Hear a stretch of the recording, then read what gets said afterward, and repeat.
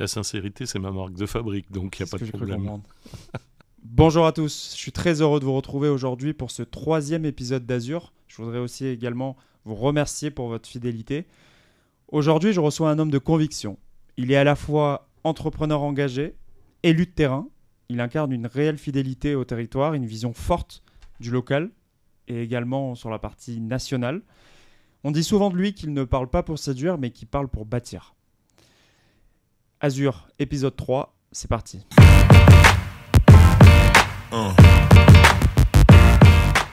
Bonjour Bernard, merci d'être là aujourd'hui, merci d'être notre invité, c'est un réel plaisir de vous avoir ici. Bonjour, merci pour l'invitation.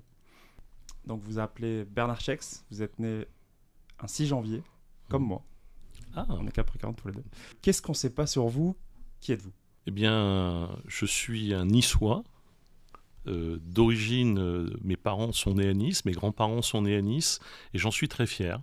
Je suis très attaché à mes racines, et très attaché à la ville de Nice, mais également à tout le territoire maralpin.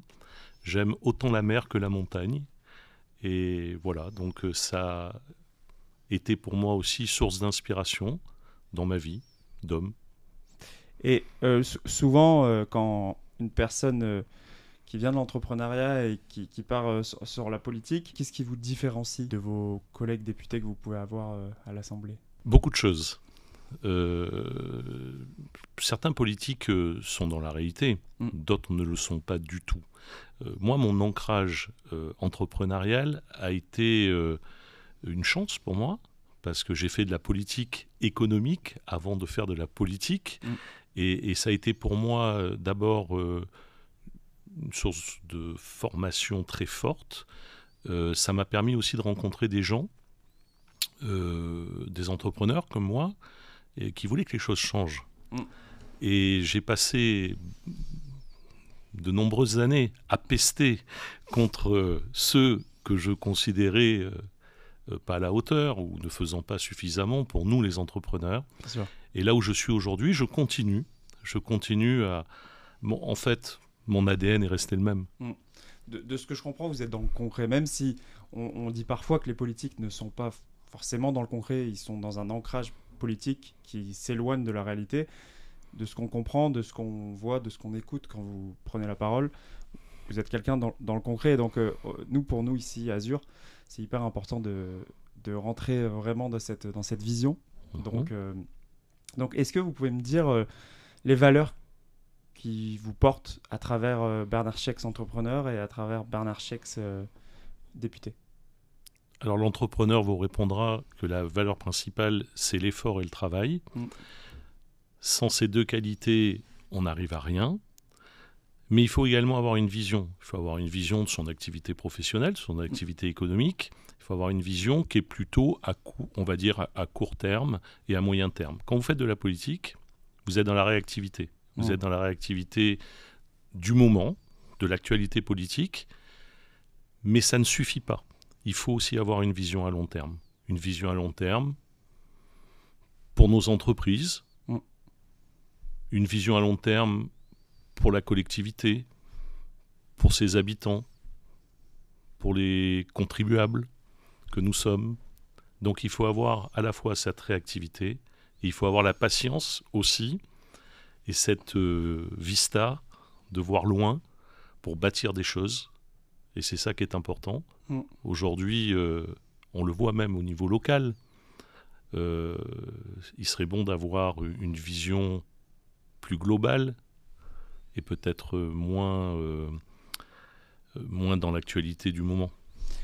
D'accord. Et est-ce que vous, dans votre vie d'entrepreneur ou de politique, ou les deux, est-ce que vous avez eu un moment, une rencontre, quelque chose qui a fait que vous êtes dit « Ok, là je veux changer le cours de ma vie, je suis entrepreneur, je veux devenir politique ». Qu'est-ce qui a fait que, même si on comprend qu'il y a des choses qui ne vous plaisaient pas lorsque vous étiez entrepreneur, que vous étiez dans le tissu économique, qu'est-ce qui a fait que vous avez dit « Ok, je veux changer ma vie et je veux devenir député ». Alors d'abord, j'ai jamais pensé à être député. C'est arrivé avec, on va dire, par des rencontres importantes effectivement que j'ai pu avoir dans ma vie. Mais le déclenchement, ça a été à l'âge de 18 ans. Je suis né en 1965. Okay. 18-19 ans, j'ai créé ma première entreprise. Et j'avais déjà cet esprit fédérateur. Je faisais un BTS Action Commerciale. Ok. Et j'ai enrôlé tous mes copains Du monde. de la promotion pour les mettre à contribution. Voilà. Donc déjà, et pourquoi j'ai eu à franchir ce cap très jeune, en fait? Eh bien, il y avait un homme, à l'époque, qui a donné beaucoup d'espoir aux jeunes de l'époque. C'était qui? Bernard Tapie. Voilà. Bon, après, il y a eu des dérapages, etc. Mais à cette époque-là, c'était un showman, c'était un entrepreneur, c'était quelqu'un qui réussissait ce qu'il faisait. Il rachetait des entreprises, il les revendait, il se développait, il faisait des émissions de télévision. Et nous, à cette époque-là, eh bien, on était devant notre télévision. C'était le mentor un peu. Voilà, et on voyait. Sa vous donnait envie d'avancer. Et on voyait cet homme qui nous expliquait que tout était possible, qu'il fallait entreprendre. Du reste, il avait une émission, je crois, qui s'appelait Entreprendre, si je ne me trompe pas. Oui. Et on était tous devant nos postes de télévision et on rêvait de... C'était un modèle entrepreneurial qui, je pense, pour les gens de ma génération... Même de la mienne, hein, vraiment. Alors, sincèrement. Je ne savais pas que ça avait passé les générations comme ça, mais en tout cas, moi, je me souviens, c'était très fort. Voilà, et ça m'a donné envie, et ça donne envie d'entreprendre. Et dans l'entrepreneuriat, dès que vous connaissez une petite réussite, peu importe le niveau à laquelle elle se trouve, eh ben, ça vous encourage encore plus à développer vos affaires. Bernard Tapie était quelqu'un de vraiment inspirant. Jusqu'au dernier moment, il était passé sur BFM TV. Il disait à un moment donné, sa dernière phrase, c'était « Ne laissez jamais personne vous dire que c'était impossible ». Et en fait, Exactement. Ça représente aussi bien la vie en général, quand on combat contre une maladie ou autre chose, mais également dans le monde entrepreneurial. Donc, je suis en phase avec vous sur ça. Si vous voulez bien, on va rentrer sur... plutôt votre engagement politique. Ensuite, on parlera de votre vision sur la France, sur Nice, etc. Vous êtes proche d'Éric Ciotti, membre de l'UDR. Qu'est-ce qui vous relie profondément à cette famille politique et qu'est-ce qui vous relie profondément à Éric Ciotti? Alors, j'ai toujours été de droite, je suis un homme de droite. L'orientation politique qu'Éric Ciotti a pu avoir, les discours qu'il a pu prononcer, les engagements qu'il a pris, quand il était... président du conseil départemental. J'ai eu à le connaître à cette époque-là puisque je présidais l'office du commerce et de l'artisanat de la ville de Nice et il m'avait déjà à l'époque beaucoup aidé dans le développement de cet office du commerce en direction des entrepreneurs de la proximité. Donc déjà, on a eu ce contact pour la ville de Nice et pour les commerçants du centre-ville. C'est la base. C'est la base. J'ai fait de la politique économique. À ce titre-là, j'ai rencontré pendant très longtemps des gens qui faisaient de la politique, dont c'était le métier. Et j'espère, par mes conversations, par mes propos, par mes orientations, avoir pu quelquefois faire changer les choses. J'ai une fidélité absolue pour Éric Ciotti, qui est un homme d'engagement, qui nous l'a prouvé, qui est courageux. Et quand il a retourné la table, comme on dit, eh bien, il m'a fait une proposition, celle de me présenter dans la circonscription, et j'ai accepté. En toute connaissance de cause, hein. Je savais à quoi j'allais m'exposer. C'est pas un mandat facile, mais vrai, et surtout en ce moment, tout le monde a compris. On va en parler après sur la vision. Surtout en ce moment. Et est-ce que pour vous, le fait d'avoir cet ancrage local, être un politique du coup maintenant, est-ce que c'est plus une posture ou c'est une conviction profonde? Alors, je revendique l'appartenance au monde entrepreneurial que je n'ai jamais perdu. Mon ADN, il se situe là. Pourquoi? Parce que j'ai fait du militantisme patronal toute ma vie. Mon engagement remonte à l'âge de 20 ans à la Chambre syndicale du meuble. J'en ai aujourd'hui 60 et je n'ai jamais cessé de défendre les entreprises. Et beaucoup de présidents de fédérations aujourd'hui ne s'y trompent pas puisqu'on fait appel à moi pour intervenir, pour écrire à des ministres, pour intervenir au gouvernement, lors des questions au gouvernement, voilà, pour défendre cet entrepreneuriat. Moi, la politicienne, c'est récent. Ça fait 5 ans. Seulement 5 ans. Il n'y a pas encore un vrai background, comme on dit, où vous êtes rentré direct dedans avec votre vision entrepreneuriale, ce qui ne marche pas au niveau local, et vous êtes dit peut-être que en fait je peux remonter tout ça au niveau national. Mais est-ce que ça va Exactement. aussi vite que dans le monde entrepreneurial? Alors absolument pas. Et c'est bien là le problème aussi. En tout cas, je fais partie d'un groupe parlementaire qui aujourd'hui a 15 députés, et nous essayons d'amener notre contribution à cet effort national que tout le monde comprend bien. Notre groupe politique aujourd'hui, c'est probablement celui où il y a le plus de chefs d'entreprise. Il y a 577 députés à l'Assemblée nationale, nous sommes 22 chefs d'entreprise. Je fais rire beaucoup de mes amis parce que je leur dis, vous savez, je dois faire partie de ces rares députés quand ils prennent l'avion le lundi pour monter à l'Assemblée nationale. Ils ont quand même en tête le souci des échéances, le paiement de l'URSSAF et de la TVA. Donc tout ça, c'est du concret. C'est du concret et surtout, ça vous rappelle vos engagements et vos obligations. Voilà. Donc, c'est pas facile de concilier les deux. C'est pas facile du tout. En tout cas, je m'y emploie et j'essaie de faire pour le mieux. Vous changerez quoi à l'Assemblée nationale pour faire avancer plus vite les choses ?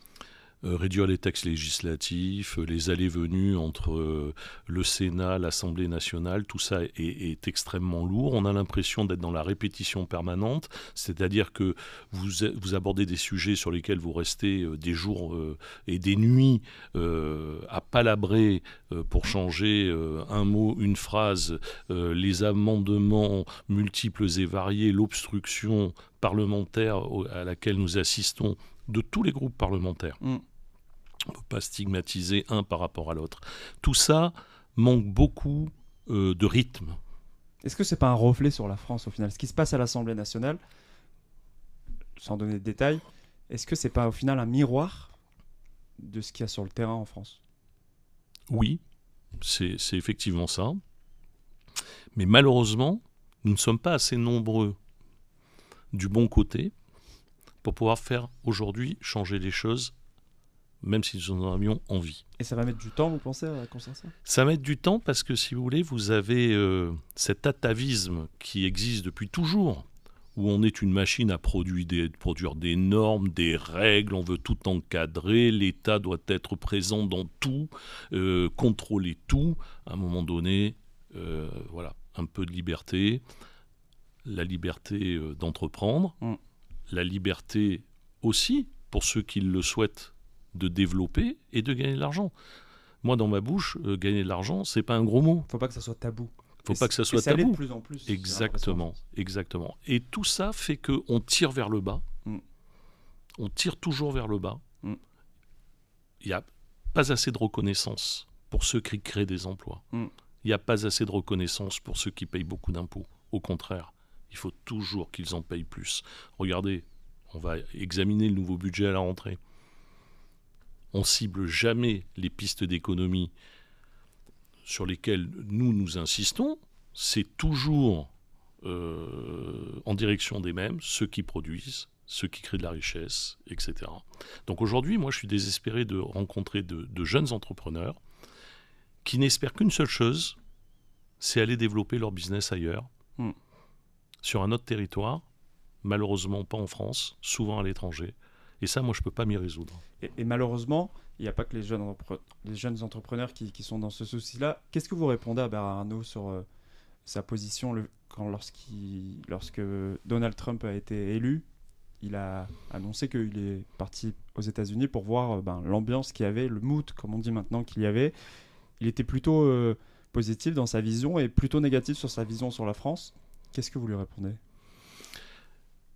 Alors écoutez, j'ai trouvé très courageux que le PDG de Michelin, que des grands patrons comme Bernard Arnault et d'autres prennent des positions. C'est extrêmement rare. C'est extrêmement rare. C'est dire que la situation de la France aujourd'hui est compliquée. Je veux dire, ces gens-là, d'habitude, on ne les entend pas. Ils sont dans l'action. Ils sont dans l'action, ils sont dans le développement. Quand vous avez le PDG de Michelin qui vous explique que la France, d'où tout est parti pour l'entreprise Michelin, c'est vrai, est le territoire le moins compétitif au monde, qui gagne de l'argent partout sauf en France, c'est qu'il y a un problème. Il y a un blocage. Mais il y a plus qu'un blocage. Je veux dire, c'est qu'à un moment donné, il va falloir réformer tout ça. Je ne suis pas certain qu'on prenne le bon chemin en ce moment. Tout ça, c'est des vœux pieux. Alors, je ne sais pas du tout à quel niveau il va falloir qu'on arrive pour qu'il y ait vraiment un consensus national. C'est pour ça que je crois beaucoup à un gouvernement d'union nationale où toutes les sensibilités seraient représentées, mais bien évidemment... mais c'est ce qu'a voulu faire Emmanuel Macron, ça. Oui et non, parce que vous avez des gens qui ne respectent pas les accords, et puis vous avez surtout des groupes politiques qui font des accords politiques contre nature. Voilà, ce qui n'est pas notre cas. D'accord. Si vous voulez, on reviendra à l'UDR. Bien sûr. On reviendra sur votre vision sur la France juste après. On fait un focus sur Nice. Oui. C'est là votre base. Vous connaissez Nice comme votre poche, j'imagine. J'ai la prétention de dire que je connais bien Nice. Quelle est votre vision sur la ville à l'instant T? Alors, il faut que Nice reste une ville attractive. Pour qu'elle reste une ville attractive, un territoire attractif, parce que ça va bien au-delà des frontières de la ville, même si c'est, on l'a bien compris, la 5e ville de France, une grosse métropole, il faudrait peut-être être un petit peu plus dans le concret. Toujours par rapport à nos entreprises. Comment peut-on avoir des entreprises performantes si on n'a pas la capacité d'accueillir nos salariés dignement, dans un habitat de qualité, à des conditions correctes? Ça, c'est la mission du politique local qui doit avoir cette vision, qui doit faire de la réserve foncière, qui doit faire de la création et d'habitat social de qualité pour les gens qui travaillent. Mais concrètement, ça passe par quelle action? Eh bien, concrètement, ça passe par un plan d'investissement important pour le logement, mais également pour toutes les structures d'accueil qui vont accueillir de jeunes actifs qui vont avoir des enfants ou qui ont déjà des enfants. Quand on voit aujourd'hui, quand on est un jeune ménage, je le sais parce que je suis grand-père depuis 3 ans, et je connais les difficultés qu'on peut traverser, que les jeunes peuvent traverser quand ils développent leur activité ou quand ils sont salariés et qu'ils se posent le problème de faire garder leurs enfants en crèche. Il n'y a pas suffisamment de place. Alors il y a des crèches privées qui se sont beaucoup développées, qui sont de qualité, mais qui coûtent aussi très cher, même si certaines sont prises en charge en partie, mais jamais en totalité, par les aides sociales. Ça fait partie du dispositif. Moi, je me mets toujours à la place de ces jeunes couples qui doivent, à un moment donné, laisser leurs enfants dans une structure et qui s'aperçoivent que quelquefois, ces structures n'ont pas beaucoup changé. Voilà. Alors, il y a surtout le fait qu'elles n'ont pas beaucoup changé, mais j'ai un couple d'amis qui ont un enfant et qui le mettent en crèche du coup, et ils disaient justement que ça leur coûte entre 700 et 1000 euros. Vous leur répondez quoi? Parfois on peut se poser la question de se dire, en fait, peut-être qu'une des personnes du couple ne travaille pas pour au final garder l'enfant au lieu de donner l'argent à la crèche. Je l'entends souvent. Concrètement, on peut faire quoi pour aller contre ça? Alors, les niveaux des salaires sont ce qu'ils sont. Oui. Peut-être que sur la Côte d'Azur, ils ne sont pas meilleurs qu'ailleurs en France. On a aujourd'hui un frein à l'emploi, effectivement, c'est le coût du logement et les infrastructures qui vont avec. Ensuite, quand on est de jeunes parents et qu'on a des ados, on veut les scolariser dans des établissements de qualité. C'est ce que nous avons ici sur la Côte d'Azur. On a beaucoup d'établissements qui soient publics, semi-privés, de grande qualité. Mais voilà, tout ça, c'est une stratégie qui est à long terme, parce que c'est pas facile de changer les choses, mais c'est quelque chose sur lesquels il faut à la fois mobiliser des fonds financiers importants et sur lesquels il faut donner une priorité absolue. Notamment un plan école de qualité, avec une école primaire qui quelquefois, j'ai l'occasion de rentrer dans les écoles, pas qu'au moment des élections, puisque souvent il y a les bureaux de vote, et on se rend compte que dans certains quartiers de la ville de Nice, eh bien, les écoles sont encore très vétustes. Et sans écoles primaires. Sans climatisation. Et sans climatisation. Bon, là on est confronté à un problème environnemental qui est très fort. Je peux comprendre que ça coûte aussi très cher. Mais encore une fois, on dépense des fois beaucoup d'argent dans des choses que, à titre personnel, je juge assez inutiles. Comme quoi? Voilà. Communication à outrance, de grands événements sportifs qui sont très importants mais qui coûtent aussi très cher. Quelquefois aussi, ce que je ressens sur le terrain, c'est ce sentiment que tout est fait pour les touristes, les gens de passage, et que tout compte fait, on a fini par abandonner un peu la vie quotidienne des Niçois. C'est un peu le sentiment que j'ai et qui est confirmé sur le terrain. Mm. C'est ce que j'entends. Vous savez, j'ai commencé mon engagement politique dans un quartier populaire C'était où? qui s'appelle Riquier-Saint-Roch. Donc D'accord. j'ai été élu sur mon nom dans le canton numéro 8, ce qui a fait de moi un conseiller départemental et un vice-président du département, qui était en charge du RSA, de la politique donc sociale, mais également de la fraude au RSA. Donc c'est assez intéressant de voir ce qui se passe de ce côté-là aussi. Je confirme. Voilà. Et dans ce quartier, Saint-Roch-Riquier, vous rencontrez des gens qui travaillent. Et vous rencontrez des gens qui ont des doléances et qui vous expliquent que l'équipement sportif n'est plus à niveau. Je donne des exemples. La salle Lérite. La salle Lérite à Nice, moi je l'ai toujours connue comme elle est aujourd'hui. Mm. Il y aurait des pistes d'amélioration. J'aime bien poser cette question à mes invités. Si vous aviez une carte blanche Oui. sur Nice, quel projet vous rêverez de mettre en place? Alors moi, à titre personnel, je rêve d'aucun projet à titre personnel. Je veux dire, moi, je m'inscris dans une équipe et je suis, vous l'avez compris, derrière, à côté d'Éric Ciotti. C'est lui qui décidera de ce qu'il voudra faire le moment venu. Mais nous avons déjà, dans nos nombreuses réunions de travail, décelé beaucoup de pistes d'amélioration, mais ce n'est pas à moi de vous donner les éléments, vous l'avez compris. J'imagine bien. Mais il y a beaucoup de choses à faire. Ok. Pour les Niçois. Qu'est-ce qui vous paraît urgent aujourd'hui à Nice, dans un premier temps sur le plan économique, social et après identitaire? Alors sur le social, et on reliera la sécurité, aujourd'hui c'est un manque évident de moyens. Je veux dire, on nous annonce une police municipale pléthorique dans laquelle on ne sait même plus qui est comptabilisé, les papiers et les mamies trafic, qui ont un rôle essentiel, bien sûr, mais qui ne sont pas armés, les ASVP, qui sont plutôt là, je pense, pour faire de la verbalisation. Maintenant, effectivement, ils peuvent faire partie d'un dispositif de sécurité où ils sont dans la rue, donc ils voient ce qu'ils peuvent et déclencher des alertes plus rapidement. Ça revient assez régulièrement dans mes conversations de terrain. Beaucoup d'incivilité, beaucoup d'agressions verbales, beaucoup de tensions, y compris dans les transports en commun, avec des parents qui me disent... moi j'ai une jeune fille, ma fille a 16 ans, 17 ans, je lui interdis de prendre le tramway après 20h l'hiver, et l'été, faire attention, éviter des zones sensibles comme le quartier du comme le secteur du Vieux-Nice. Voilà. Donc on sent qu'il y a à Nice on va dire que l'insécurité qui n'était pas ressenti jusqu'à présent commence à l'être. Il y a beaucoup de rues dans Nice où il faut faire attention. Les caméras font partie du dispositif. Certes, ça peut être efficace. On l'a vu lors des attentats, on l'a vu notamment, je pense à la basilique Notre-Dame.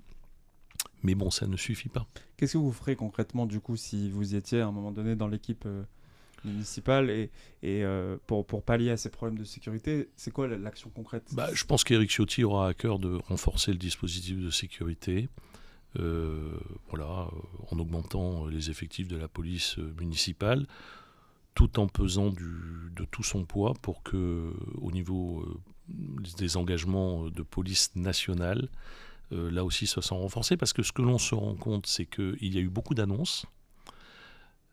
Donc on finit par plus savoir exactement à quel chiffre nous situons, puisqu'on nous annonce des effectifs, puis après on se rend compte que 6 mois après, 8 mois après, 1 an après, les effectifs sont toujours pas là. Donc c'est une situation qui est escalée, mais je pense qu'elle doit être améliorée, parce que ça fait vraiment partie du bien vivre, et qui fait que les gens auront envie de rester, notamment dans le cœur de ville.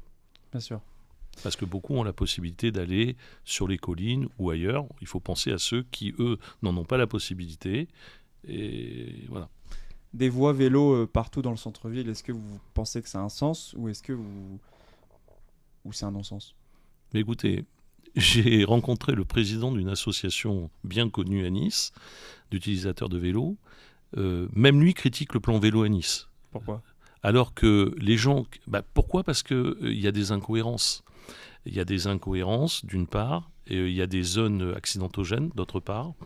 Et les utilisateurs de vélo, je ne suis pas utilisateur de vélo, donc je ne pourrais pas vous en parler précisément, mais de ce que j'entends dire, il y a dans le cœur de ville des incohérences, des croisements difficiles. Et voilà, donc à titre personnel, je trouve qu'il y en a un peu trop, et que ça limite beaucoup les déplacements. Et que le fait de limiter les déplacements dans un cœur de ville, de les rendre plus difficiles, ça a une incidence sur la vie économique et sur le poumon de la ville. C'est-à-dire s'il y a un changement de circulation d'une rue, vous pensez que certains entrepreneurs peuvent vous dire, peuvent être contre cette idée parce que ça leur fait perdre du chiffre d'affaires ? Bien justement, c'est le décalage qu'il peut y avoir quelquefois entre le mandat politique et l'engagement entrepreneurial. Vous avez par exemple celui qui a en responsabilité la circulation qui peut très rapidement changer un sens de circulation parce qu'il juge que c'est nécessaire, etc., sans se soucier qu'un simple changement de sens de circulation, quelquefois, dans une rue de l'hyper-centre-ville, peut entraîner automatiquement une baisse de chiffre d'affaires, peut-être de l'ordre de 10, 15, 20%. De la même manière, quand vous supprimez du stationnement, ça crée aussi des freins à la consommation. De la même manière que quand vous ne créez pas suffisamment de zones de livraison, ou que ces zones de livraison sont utilisées à partir de 12 heures pour le stationnement riverain, pour le stationnement des clients. Ça n'est pas efficace. Parce qu'aujourd'hui, ça n'aura échappé à personne, il y a une grosse consommation sur le net. Oui. Vous avez de plus en plus de commerçants individuels qui utilisent les deux canaux de distribution, le physique en magasin, mais également un complément d'activité avec de la vente sur Internet. Donc aujourd'hui, on doit être en capacité de venir récupérer de la marchandise dans un magasin du centre-ville pour pouvoir la livrer, ce qu'on appelle le dernier kilomètre, oui. et inversement recevoir des marchandises d'un transporteur pour pouvoir alimenter sa clientèle locale. Donc à un moment donné, il faut avoir cette vision globale de dire on veut un commerce attractif dans le cœur de ville, et bien pour ça il faut se donner les moyens. Et il faut également revoir le stationnement et le coût du stationnement. Vous pensez qu'il est trop cher ? À partir du moment où il est payant et il est à un certain prix, il est forcément plus cher que là où c'est gratuit. Quand vous prenez les exemples de réussite des centres commerciaux, et Dieu sait s'ils sont nombreux, en périphérie de la ville de Nice, oui. Puisqu'il a été laissé ce développement quand même très important au détriment des commerces de centre-ville. Aujourd'hui, c'est très net. C'est bien d'avoir les deux. Oui, mais c'est une question d'équilibre. Il ne faut pas déséquilibrer l'un, etc. Mais quand vous voyez que les centres commerciaux de périphérie sont tous gratuits, alors certains vous diront c'est bien méconnaître tel centre commercial qui effectivement fait payer le stationnement, mais c'est faux. D'abord, il y a toujours plus ou moins 3 heures gratuits. Oui. Et quand il y a une forte affluence, les barrières sont ouvertes et personne ne paye. Je confirme. Je veux dire, aujourd'hui, quand vous venez consommer dans la ville de Nice, je considère que le coût du stationnement, qu'il soit en ouvrage, puisqu'il a été donné en délégation de service public à des groupes privés qui, eux, ont souvent acheté les parkings très chers. Donc on peut comprendre qu'ils aient une politique de stationnement assez élevée. Mais il aurait fallu négocier mieux, peut-être, pour obtenir une franchise plus importante, de 1 heure, voire 2 heures. Parce qu'aujourd'hui, si vous voulez consommer dans un centre-ville, il faut que vous puissiez passer 2 heures tranquillement sans avoir le souci de récupérer la voiture. Ou alors, vous savez, aujourd'hui, vous payez jusqu'à 6 ou 7 euros de l'heure. Oui. Donc il faut avoir quand même de gros moyens. Si vous faites une journée shopping, plaisir à Nice, où vous vous dites, bon, je vais aller faire les magasins, je vais aller déjeuner au restaurant, et puis ensuite, je vais refaire les magasins. C'est un billet. Ça représente un budget par rapport à un endroit où vous pourriez aller, où là, tout est gratuit. Donc j'avais défendu l'idée à l'époque, quand j'étais à la présidence de l'Office du commerce, de faire un stationnement aidé. Un stationnement aidé, moi je ne suis pas pour le tout gratuit. Le stationnement aidé, c'était à l'époque, vous consommiez dans un commerce multi-enseigne, j'étais récompensé de ma fidélité par une aide au stationnement. C'est-à-dire qu'on vous créditait une carte que vous utilisiez et en fait ça vous faisait du parking et du stationnement gratuit. Voilà. Okay. Je pense que ça avait du sens. Plus vous consommez, plus vous avez d'avantages. C'est un peu le principe de la carte de réduction et de fidélité. Plus vous consommez à Nice, plus vous avez de possibilités. Voilà, vous avez plus de possibilités de stationnement. Voilà. Donc c'est une vraie réflexion à avoir. Il faut qu'on puisse accéder au commerce. Il faut qu'on puisse consommer. Quand vous achetez certains matériaux, il faut que vous puissiez les prendre avec vous et repartir. Si vous êtes garé trop loin dans un parc relais, ça peut être compliqué. C'est vrai. Voilà. Là, on parlait sur la partie consommation locale. Oui. Si vous me permettez, on pourrait aussi faire un zoom sur la partie tourisme. Oui. Je pense aux bateaux de croisière qui ne sont plus autorisés à venir proche du littoral niçois et métropolitain. Qu'est-ce que vous pensez de ça ? Ridicule. Ridicule parce qu'il y a une saison estivale. Je n'ai pas les chiffres en tête, mais enfin, je crois que c'est 38 000 croisiéristes qui contribuent très largement à faire vivre l'économie locale. Je veux dire, ce qu'on nous décrit aujourd'hui comme étant du surtourisme, je m'interroge, parce que quand on est sur une 3e piste à l'aéroport de Nice, et elle est nécessaire pour faire vivre le territoire, on a cette chance d'avoir un aéroport en plein cœur de ville. Le 2e après les 2 de Paris. Voilà, c'est 15 millions de passagers. Donc vous voyez Delta. La balance. Donc je pense qu'il y a aussi un effet d'annonce. Tout le monde l'aura compris, peut-être qu'arrivé au bon moment où il fallait qu'on pense à autre chose. Mais tout ça est assez ridicule. L'économie, par exemple, de Villefranche repose en partie sur l'activité croisière. Donc on ne peut pas, du jour au lendemain, prendre une décision qui aille à l'encontre de l'économie du territoire et qui va bouleverser les choses.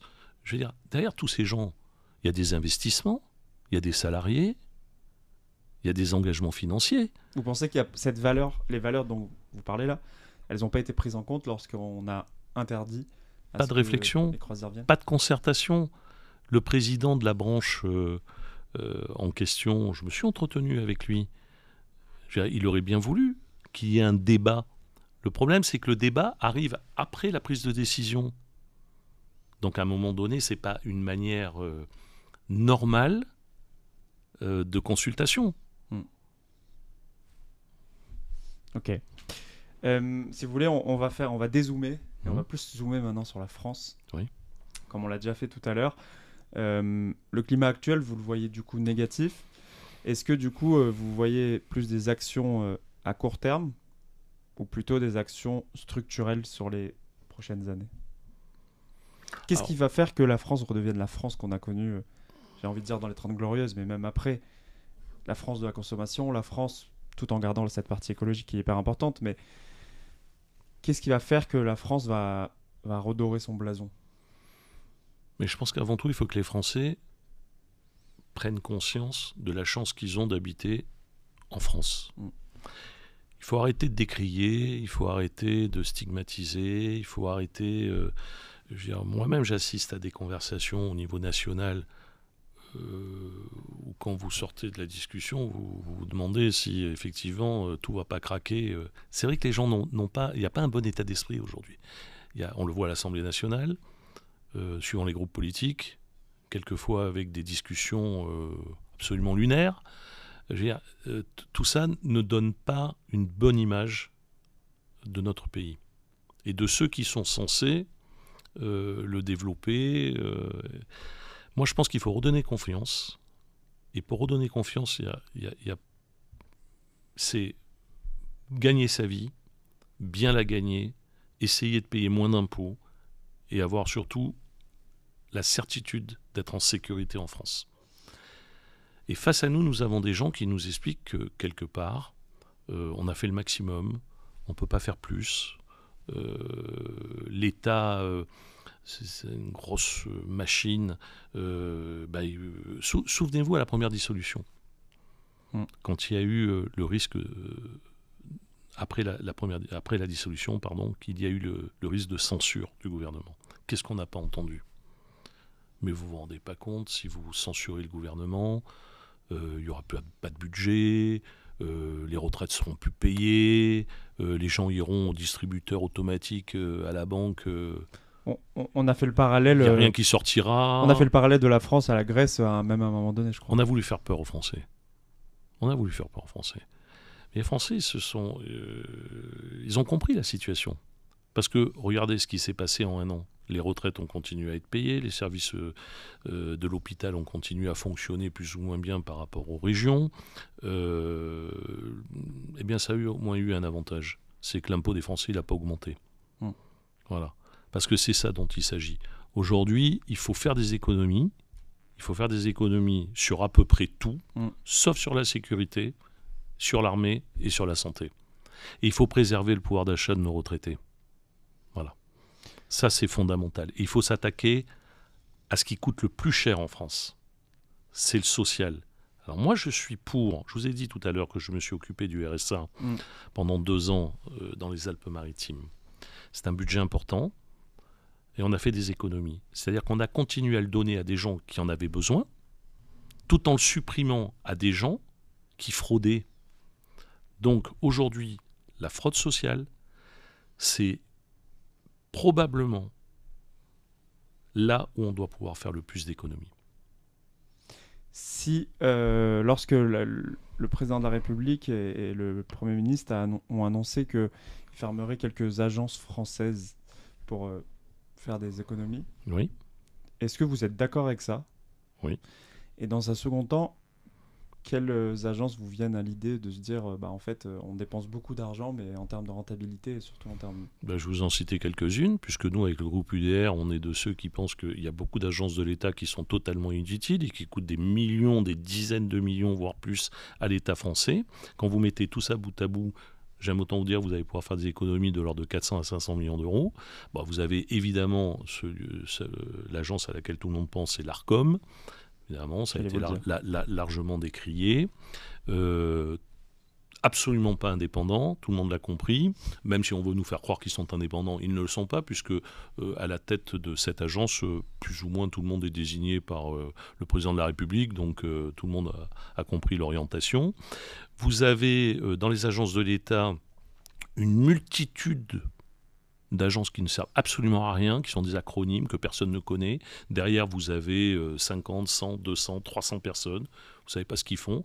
Quelquefois, notamment sur le littoral, etc., je sais qu'il y avait eu un débat là-dessus. Donc, vous avez quand même des gens qui sont là pour, n'ayons pas peur des mots, emmerder les gens. C'est le cas. Vous avez les Césaires, le CESE, le Césaire. Moi-même, j'ai été à un moment donné conseiller commerce. J'ai bien vu que même si les gens qui y sont travaillent, les dossiers ne sortent jamais. Donc, il n'y a rien de concret qui sort de tout ça, vous voulez dire? C'est une machine à faire des dossiers, à faire des bilans, à faire des projections, des comptes rendus qui restent dans les tiroirs. Donc, au niveau du CESE national, je vous laisse le soin de regarder la liste des gens qui y sont et vous vous rendrez compte qu'il y a beaucoup de copinage. Donc, a-t-on encore les moyens de financer des agences de cette qualité-là? J'en doute, puisqu'aujourd'hui, il faut faire des économies partout, surtout. Est-ce que sur la partie sécuritaire, est-ce que la vision que vous avez sur Nice, c'est la même que vous avez en France? On entend de plus en plus que les Français ont peur au final. Qu'est-ce que vous leur répondez à ça? D'abord, ils ont raison d'avoir peur, parce que quand on voit tout ce qui se passe aujourd'hui en France, y compris dans des petites communes et dans des petites villes qui ne sont ni des villes touristiques, ni de grandes agglomérations, regardez ce qui s'est passé récemment à Limoges. Moi, j'ai eu un magasin à Limoges. Quand j'ai développé mon enseigne de meubles, j'avais un magasin à Limoges. Je connais parfaitement bien cette petite ville. Ça paraît absolument incroyable.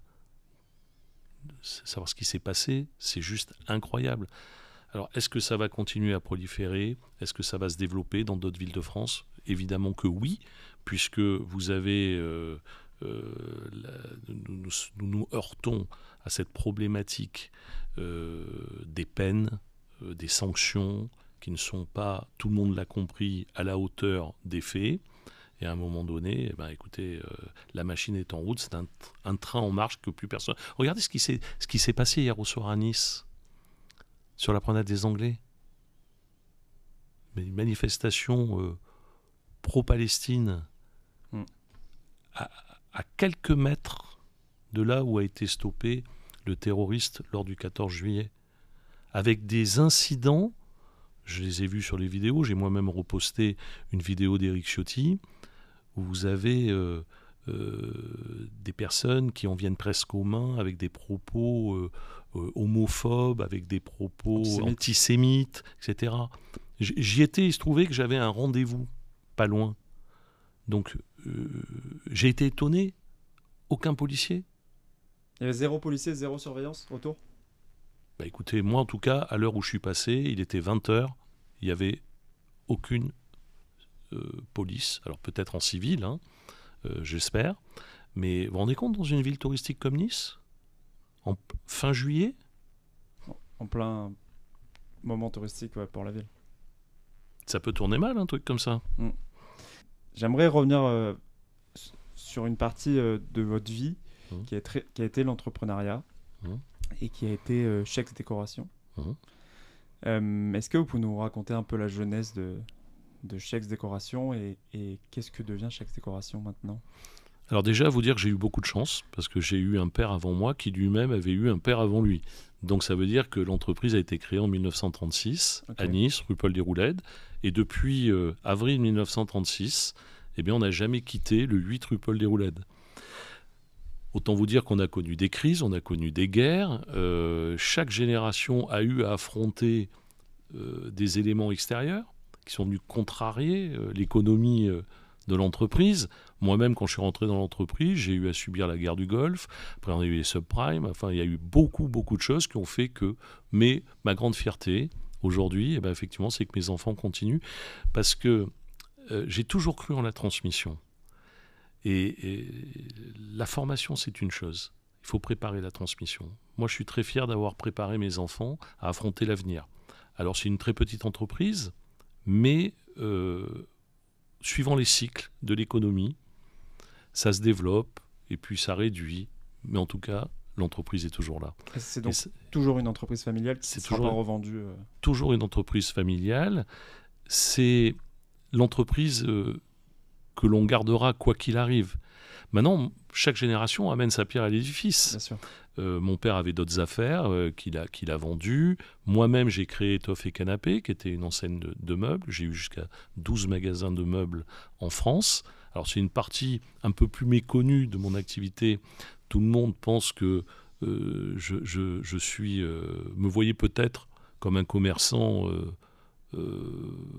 dans son domaine de la décoration. Mais en fait, j'ai eu un fort développement dans le meuble. Qui aujourd'hui n'existe plus parce que j'ai vendu mes affaires. D'accord. Et puis parallèlement, on est un peu touche à tout. Donc on a investi dans l'immobilier, on fait des opérations immobilières, etc. Donc tout ça mis bout à bout fait que l'histoire continue et j'en suis ravi. Vous parlez de touche à tout. Est-ce qu'un jeune de 20 ans, vous lui conseillerez plus de se focus sur une activité ou est-ce que vous lui direz sois polyvalent ? Soit polyvalent. Il faut être aujourd'hui, plus que jamais, il faut être un véritable couteau suisse. Aujourd'hui, il ne faut plus avoir quelque part honte d'un potentiel échec. Vous savez, quand j'étais président de la Confédération Générale des Petites et Moyennes Entreprises, j'ai eu la nécessité d'accompagner des chefs d'entreprise de grande qualité qui éprouvaient à un moment donné des difficultés. Et c'était très dur pour eux de franchir le seuil du tribunal de commerce de Nice ou d'Antibes. Donc j'ai accompagné ces gens-là. Et quelquefois pour leur donner, alors qu'ils sont très courageux, mais pour leur donner la force d'affronter le tribunal de commerce, on faisait 2 fois le tour du pâté de maison avant d'y rentrer. Ils avaient besoin de cette aide. Pourquoi ils avaient peur ? Mais parce que ça fait jamais plaisir à quelqu'un qui a engagé son argent, ses économies, quelquefois 15 heures, 17 heures de travail par jour, sans vacances, de dire bah voilà, je suis au pied du mur, je suis dans une mauvaise passe, je peux plus faire face, etc. Donc il fallait que notre organisation syndicale patronale soit aux côtés de ces gens-là pour leur donner la force d'aller plus loin. Et moi j'ai connu des gens qui ont eu des échecs et qui aujourd'hui, je tairai les noms, ont des entreprises florissantes. Il faut déculpabiliser le chef d'entreprise. Voilà. Vous avez eu des échecs, vous ? Oui, forcément. J'ai dû faire alors des échecs patents, non, mais l'agilité d'un chef d'entreprise, c'est de corriger la trajectoire. À un moment donné, il faut sentir les choses. Bon, des fois ça marche, des fois ça marche pas. À titre personnel, heureusement, j'ai toujours su faire la part des choses. Voilà. Ok. Est-ce que vous avez un livre ou un événement ou vraiment un élément important qui vous accompagne encore aujourd'hui et avec lequel vous vous servez pour motiver vos enfants au sein de l'entreprise familiale ? Alors j'ai beaucoup de chance parce que je parle beaucoup avec mes enfants. Donc ils se nourrissent de mon expérience. Et moi je suis très admiratif de ce qu'ils font, notamment sur les nouveaux canaux de distribution, sur le digital. Donc aujourd'hui il y a la partie physique du commerce qui est fait rue Paul Déroulède. Puis il y a une activité que personne ne voit qui est faite sur le net et qui fonctionne très bien, qui donne des pistes de développement justement. Vous m'avez parlé d'une citation, toujours en tête, la citation qui m'avait été rapportée par mon père de son père qui tenait « Le temps, c'est de l'argent ». Je fais partie d'une famille, nous sommes originaires, plusieurs générations, de la vallée de l'Ubaye, de Barcelonnette. J'ai toute partie de ma famille qui est partie au Mexique. Ils sont partis pourquoi ? Ils sont partis dans l'espoir d'y faire fortune. Ce qui fait la différence, c'est qu'une fois qu'ils ont créé leur business là-bas, et qu'ils ont réussi, ils sont revenus. Ils sont revenus en France. Ils sont revenus avec le fruit de leur travail. Voilà. Donc le temps, c'est de l'argent. Et préparer les générations futures. La transmission. Voilà. Concernant le livre, vous m'avez posé la question, oui. Le livre vient de sortir en librairie il y a quelques semaines. C'est le livre d'Éric Ciotti. Je ne regrette rien. Ça, on est dans l'actualité du moment. Vous lui faites un peu de pub. Exactement, mais vous savez, son livre se vend très très bien. Ce qui est assez rare, du reste, pour un livre politique. Mais je pense que ce livre, en tout cas pour moi, a été très intéressant parce que même si je l'ai vécu de l'intérieur, on comprend mieux les raisons pour lesquelles Éric Ciotti a basculé. Si vous avez une dernière phrase, un dernier mot à dire aux téléspectateurs d'Azur, ça serait quoi ? Gardez espoir. Tout est encore possible. Tout est possible. Il faut avoir la volonté et puis peut-être l'insouciance de dire que quoi qu'il arrive, eh bien justement, on va y arriver et justement parce que c'était difficile qu'on y est arrivé. Voilà. Donc en fait, la vie est un combat, tout le monde l'a compris, mais ce combat, eh ben voilà, tous les matins, il faut partir avec la même énergie. Moi, vous savez, je vis une vie passionnante. Sur le plan politique ?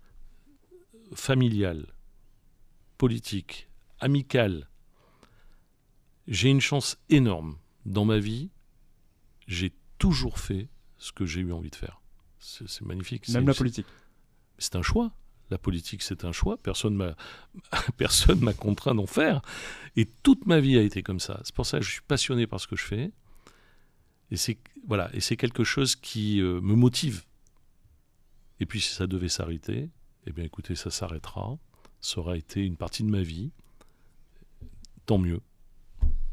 Merci Bernard Schex. Merci à vous. À bientôt. À bientôt.